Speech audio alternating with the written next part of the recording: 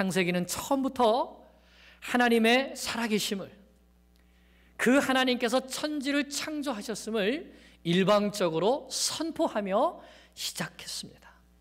태초에 하나님이 천지를 창조하시니라.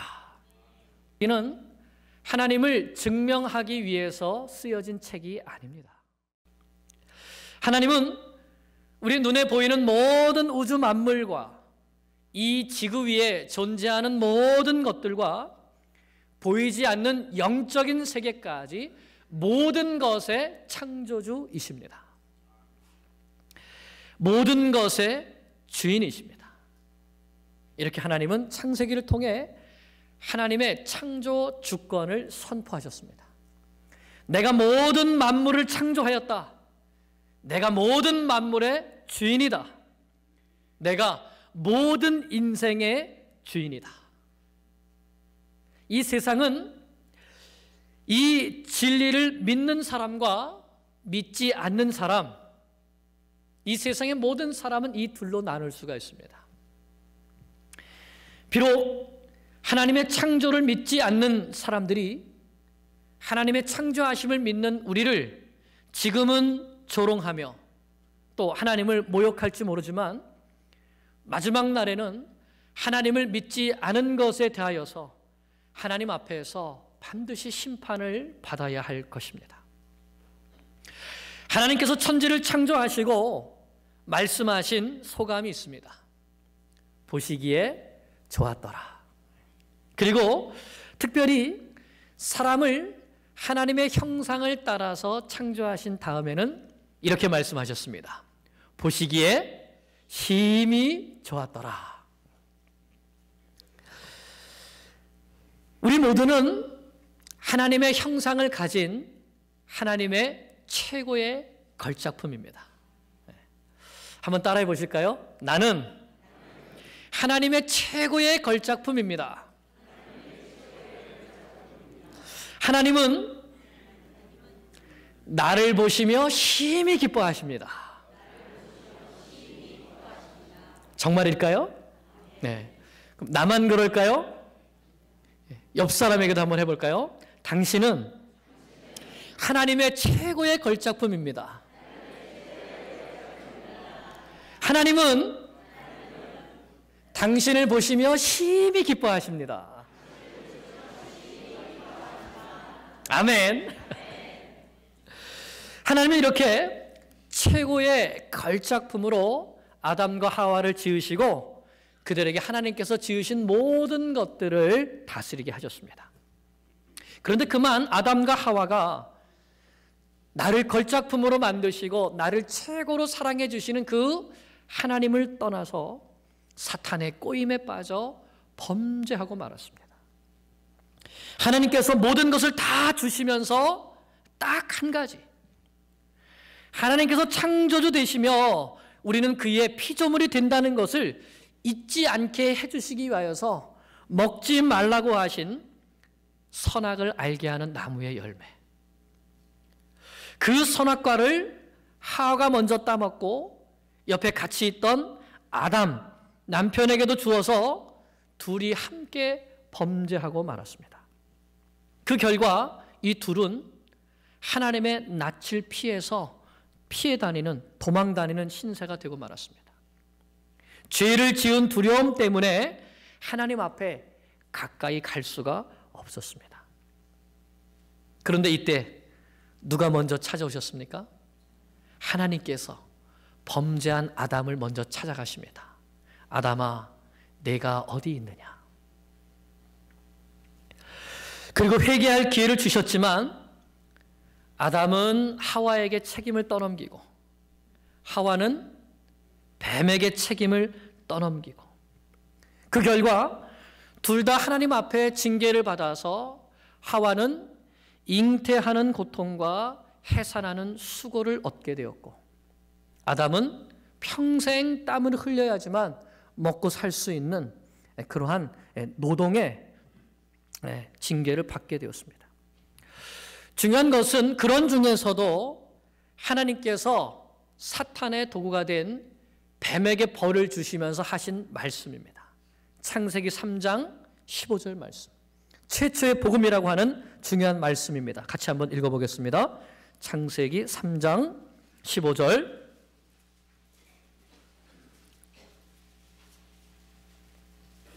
같이 읽습니다.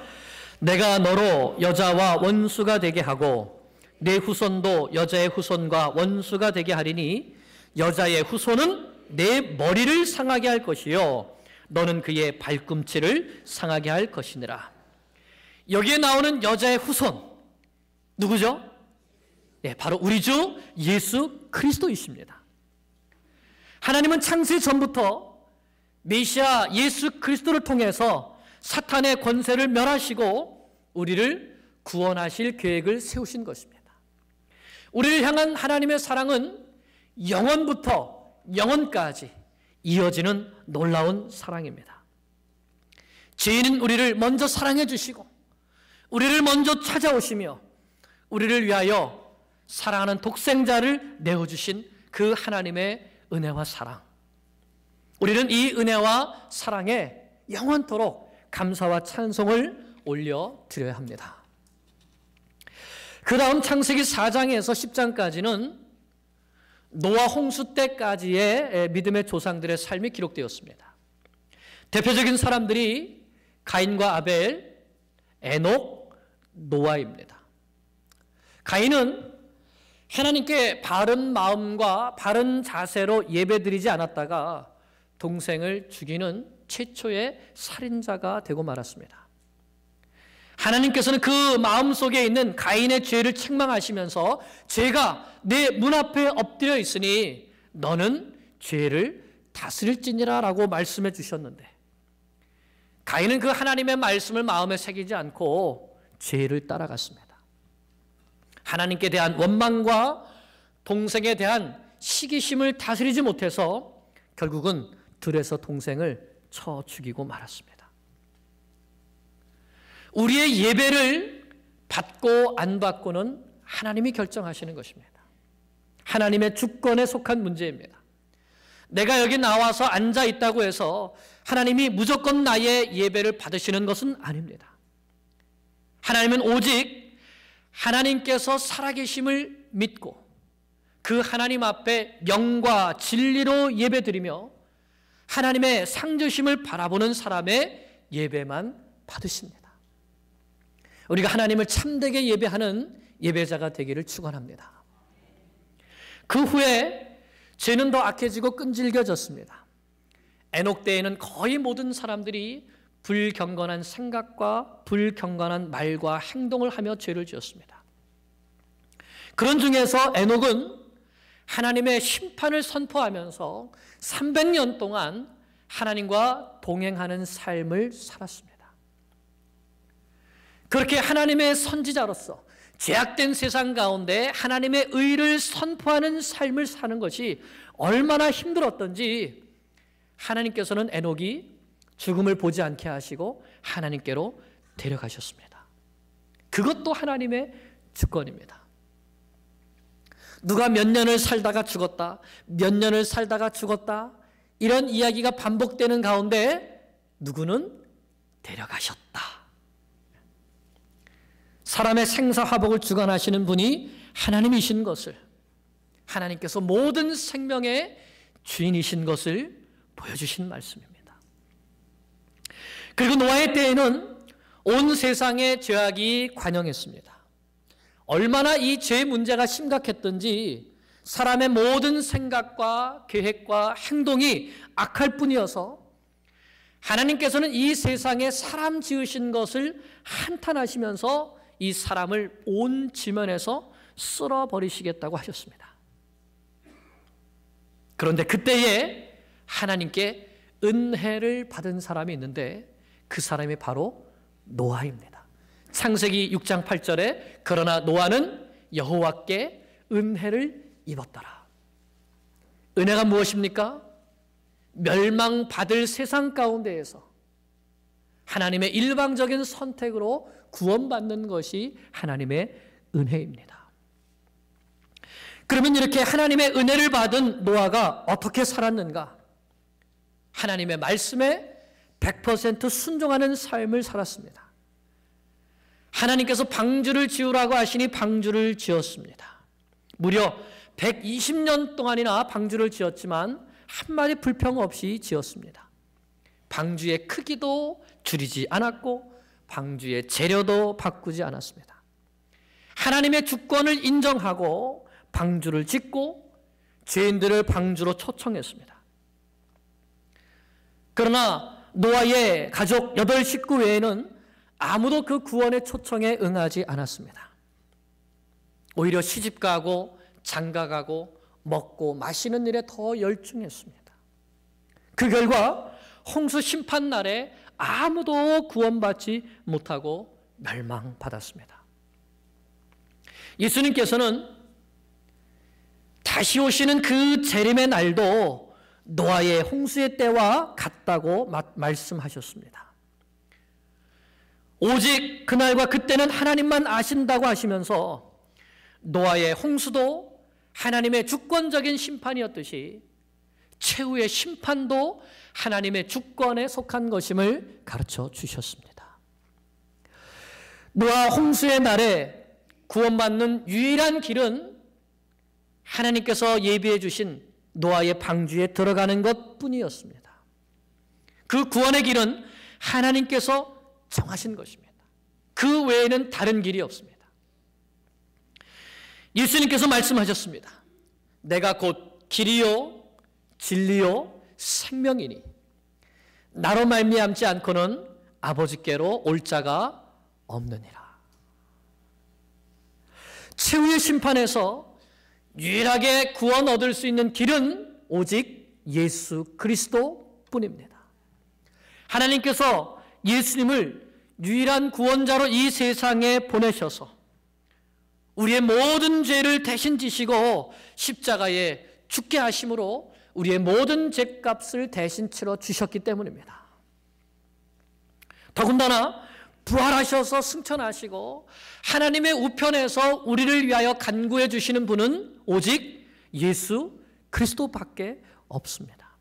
그러므로 예수님 외에는 다른 구원자가 없는 것입니다. 하나님은 이 구원의 복된 소식을 우리에게 맡겨주셨습니다.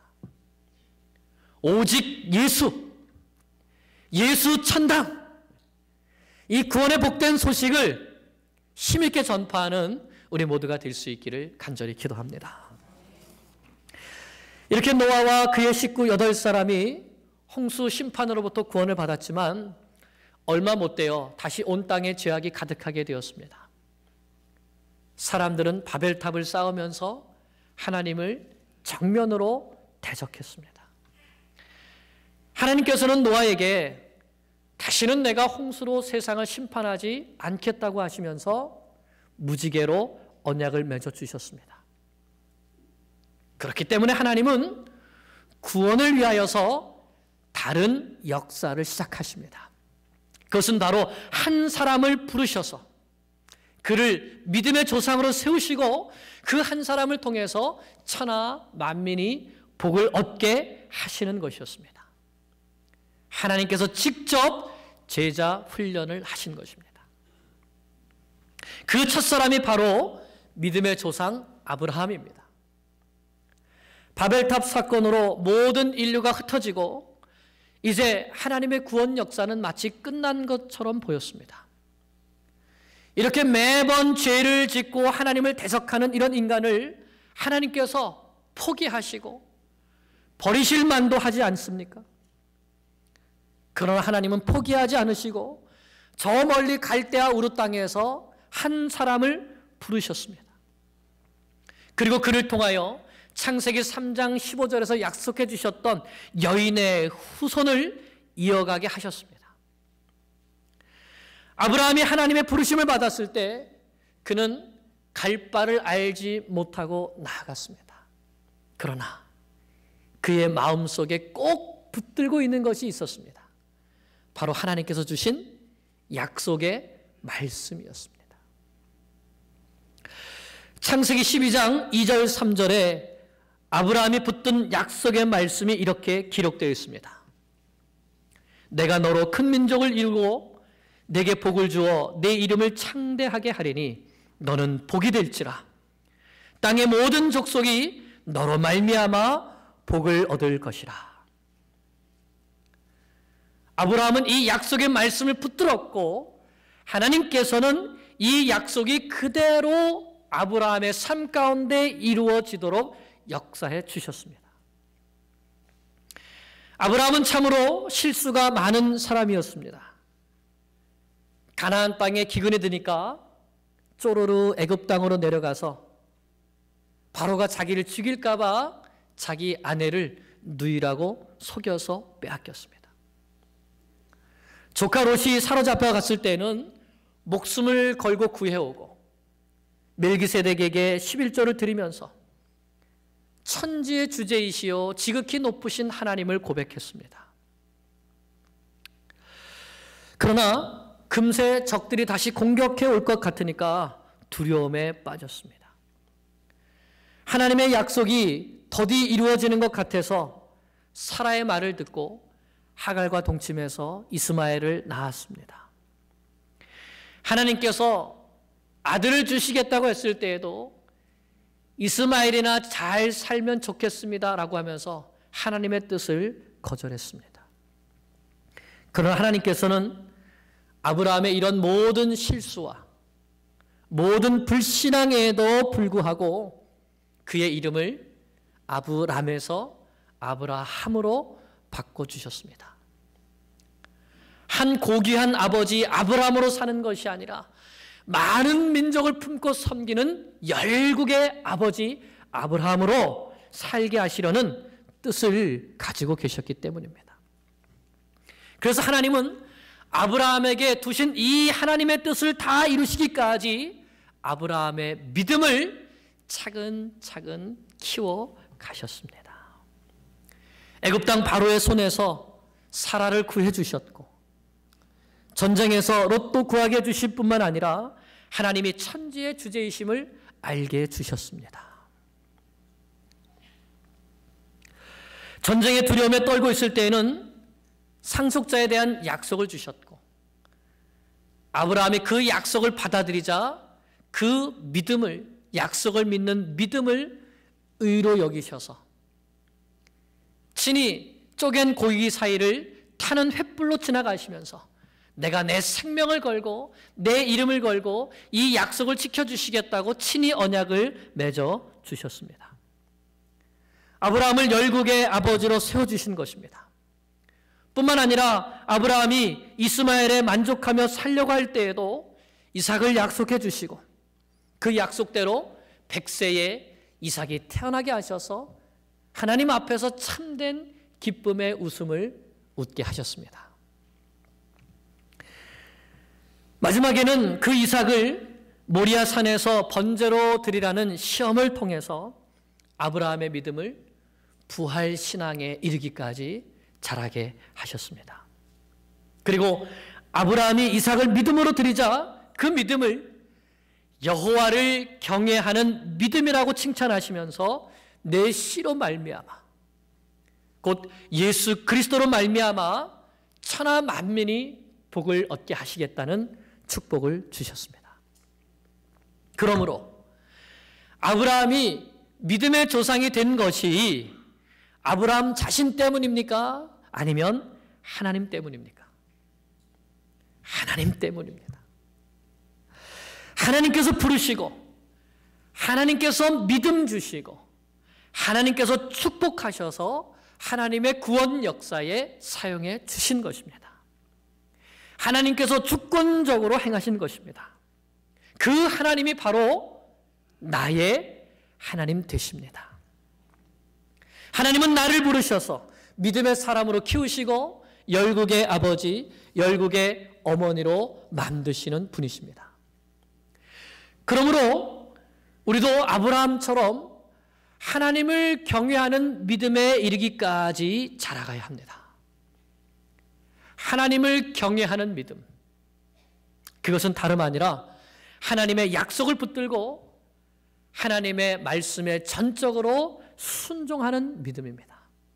그러면 하나님께서 우리도 붙드시고 우리도 아브라함처럼 열국의 아버지로 사용하셔서 예수님을 통하여 천하 만민이 복을 받는 복음 역사에 귀하게 사용해 주실 것을 믿습니다.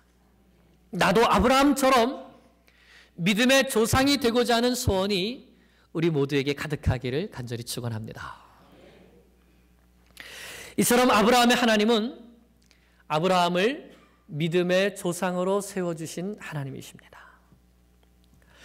그리고 이삭의 하나님은 아브라함의 복을 이어가게 해주신 하나님이십니다. 이삭은 아버지와 같이 모리아 산에서 그 믿음을 인정받았습니다.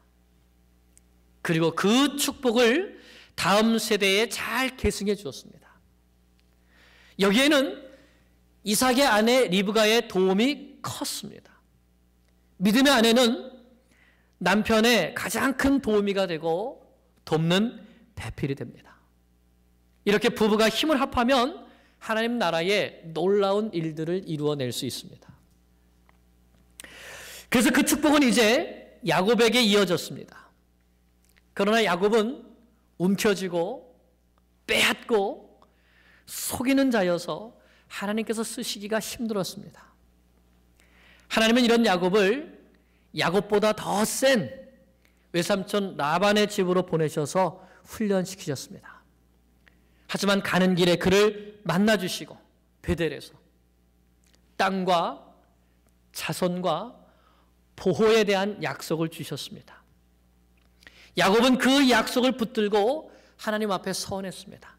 하나님께서 내가 가는 이 모든 길에서 나를 지켜주시고 보호해 주시면 하나님은 나의 하나님이 되실 것이요, 이 베델이 하나님의 집이 될 것이며, 즉 이 베델에서 내가 예배드릴 것이며 내 모든 것에 11조를 하나님께 드리겠습니다. 하나님은 그 약속을 신실하게 지키셔서 밧단 아람에서 20년 동안 처가살이하는 동안에 여러 번 속임을 당하고 마지막에는 도망치듯이 나오다가 죽을 뻔도 했지만 야곱을 끝까지 보호해 주셨고, 야복강에서는 씨름까지 해주시면서 속이는 자 빼앗는 자였던 야곱에서 하나님과 겨루어 이긴 자라고 하는 이스라엘로 그 이름을 바꿔주셨습니다. 하나님과 겨루어 이기었다.